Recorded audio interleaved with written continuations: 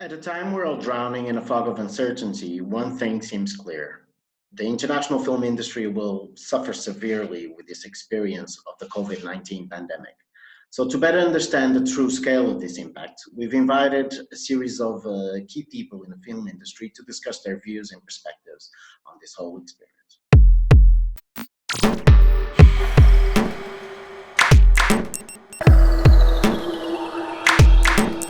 Today we have Duval, post-production supervisor, who has been present in our festival a couple of times.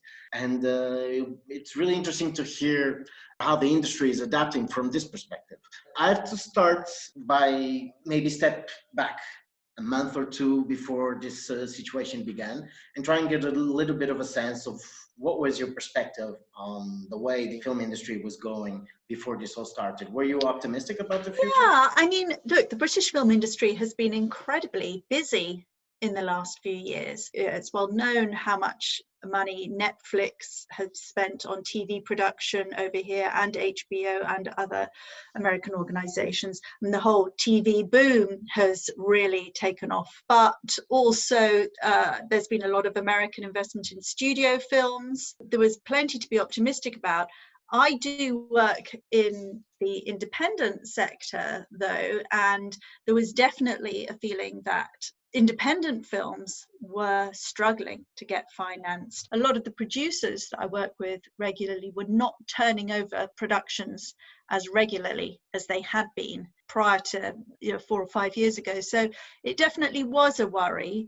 I think there was a feeling that if you couldn't get work on independent films, well, go and work in TV because there's no shortage of work there. And that's true. That's kind of where it was going. So a bit of nervousness about where independent filmmaking, the kind of a medium budget, kind of say 3 million to 12 million pounds was going to end up in the next couple of years. When and how did you become aware that that this pandemic was the real thing?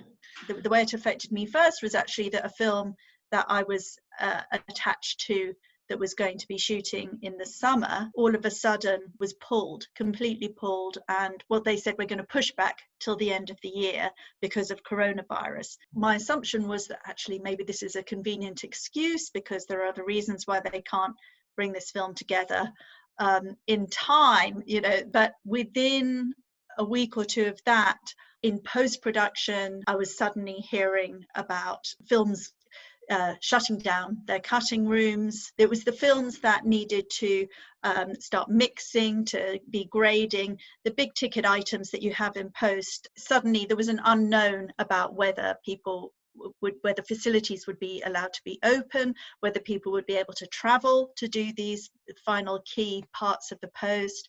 Then gradually it was trickling down into editing, cutting rooms, editors I knew who were starting to be moved into home editing environments. Do you have any other projects that you were working on that has managed to do that shift? First of all, what we knew we had to do is although the editors were going to carry on working in their cutting room in the centre of London, the director needed to self-isolate. We had to arrange a live editing setup for him so that he could be in his home working in real time with the editor. At first, we thought that was all we needed to do because the editors were insistent that they considered themselves to have been self-isolating for the last few weeks anyway.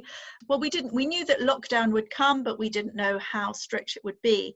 And we didn't want to get caught in a situation where on Friday they went home at the end of the day, and on Monday they couldn't actually even get into the building. During that week, we made the decision that on that Friday we would move all of their equipment into their homes. That involved making backups of all the media, moving each of their Avid computers into their homes. It's a big ask, we just kind of assumed that they would have the space to do that in their houses, and everything was unsettling about the process. Obviously the communication between director, supervisor, editor well, for some people, it's never the same thing to do it at a distance than doing it face to face in the same room. Has that communication also? I don't think that at this stage in post-production, now that we have the remote setup, fixed and working and stable, everything else is pretty much as it would be normally at this stage in post-production. And actually now, so quickly have we got used to FaceTiming and Zooming and Google Hangouts. Actually, in some respects, we're talking to each other face to face because of this new communication technology than we would have previously, when it would have just been a phone or the email. But now, we just say, oh, let's quickly Zoom.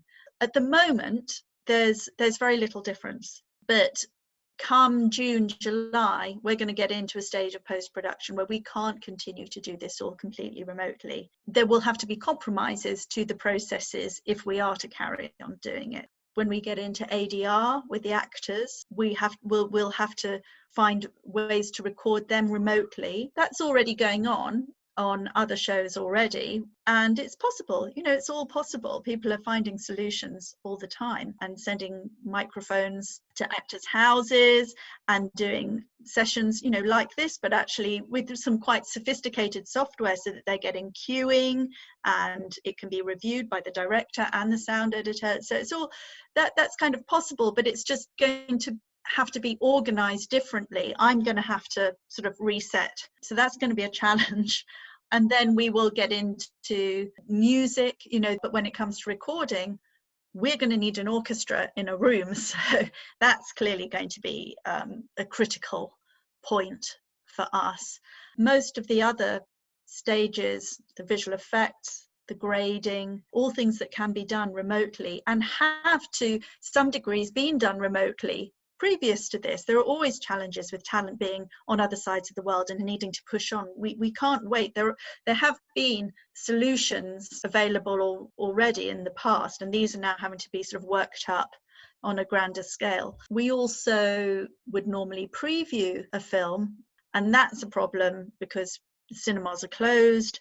We can't, you can't recruit audiences. We could do it online, but there's a whole security issue which wouldn't otherwise apply. And it will be something the director will feel very strongly about, wanting to preview the film and potentially us not being able to. So that will be a big discussion when the time comes. And in the rest of your work, how have you managed to adapt to this current situation?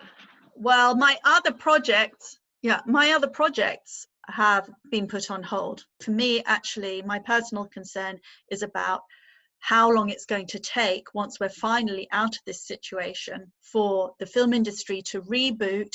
So just as everyone else in the film industry goes back to work, I'm going to have to then wait for probably 6 months till I become employed.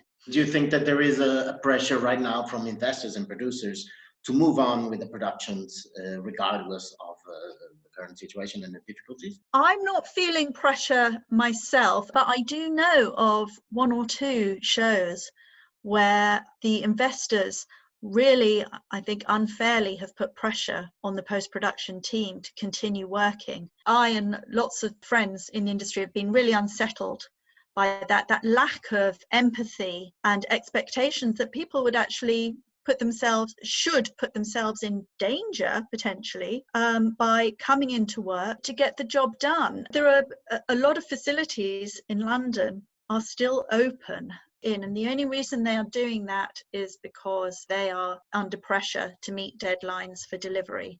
I mean, clearly they want to stay in business. They want to keep the relationships, but it is a concern that I think because post-production has always been an area of filmmaking where if you throw enough resources at something, it will get done. And this insistence hasn't really gone away. Whereas on a film set, there was just no choice. I mean, you won't find any films that are still shooting now. It was just an absolute wholesale shutdown. Of course. There's been a lot of talk in the last couple of weeks, how some people think that this can be actually become a big problem, an even bigger problem for independent cinema, in the sense that there will be even less funding. Other people think actually this could be an opportunity, as big investors may become a little bit more afraid of taking giant risks with giant productions, and maybe my crystal ball hasn't been working too well lately, so you can only really speculate. I think that if investors are feeling cautious, they may wish to spread their money more widely rather than, all the eggs in one basket. I would love to think that that's the case. But then on the other hand, they're going to be looking to invest in projects which, whether they manage to get out into the theatres or switch to an online pay-per-view platform, are going to be bankable in either scenario. I think that probably my fears about the independent sector are going to continue. I think that people's tendency or movement towards viewing content at home is only going to increase. I do think that initially people will want to go to the cinemas and to re-enter the world like that, but that will be a blip probably, because the pattern was already strongly going towards home viewing. Do you think that this current situation is going to affect in any way the type of stories that get covered? I mean, I suppose you'd need to look back to what kind of films were made after the Second World War, probably. And aside from a certain clique of films about pandemics, I think largely it will be about escapism and wanting to forget about all of that. But in the current political world, I think we're again going that way as well. So I don't know that it will change things that much. And I think, frankly, people will be really sick and tired of subjects relating to pandemics. So as far away from that as possible, I think is the way it will go, at least for a while. Well, Polly, thank you very much for your time. It was very interesting to get your perspective. All right, Fernando. Well, good luck. Stay safe and big hug.